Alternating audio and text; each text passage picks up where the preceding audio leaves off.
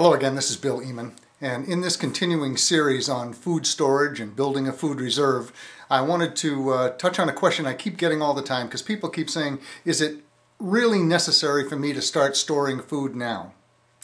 Well, that's obviously a question you have to answer for yourself, but behind me on my screen, I know you can't see that, but the Food and Agriculture Organization has just come out with some statistics that 55 different food commodities are at an all-time high right now, January 2011.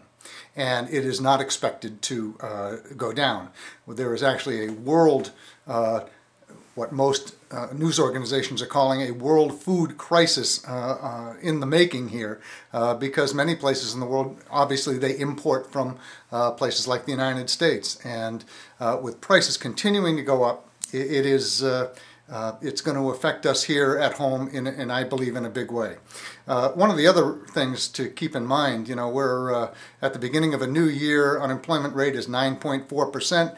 I believe likely to rise in the next couple months when we get some statistics without the Christmas holiday hires involved, which made the numbers look much better.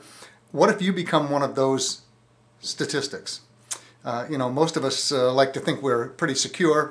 I work from home, have my own several home businesses, so I don't want to say I'm immune from that because nobody is, but if you're in a situation where you're working for somebody and all of a sudden you don't have a paycheck anymore and you have to start getting the pittance from the government, then you might think that having food reserves would be a good thing.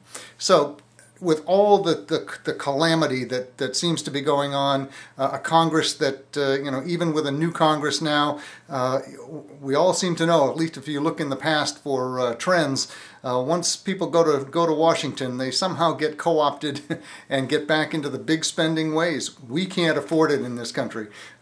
An analogy was passed on to me a couple days ago because most people can't deal with a debt of $13+ trillion. What does that mean? Well, if you had a football field from end zone to end zone and stacked $100 bills 7 feet high, totally covering the end zones and the field, and then you put 13 of those football fields together, that's what our debt is. It's massive.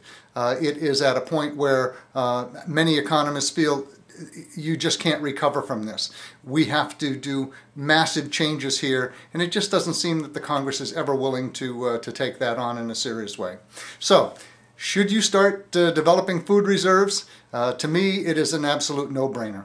There's a link here that you can check out, and it will give you some information on a relatively simple way to accomplish that. The next video in this series, we're going to talk about, well, what do you mean by, does that mean canning food and all that? How do you deal with that stuff? So we're going to talk about that on the next video, and there is a much more simplified way to do it. So again, thank you for your interest, and look forward to seeing you on the next video.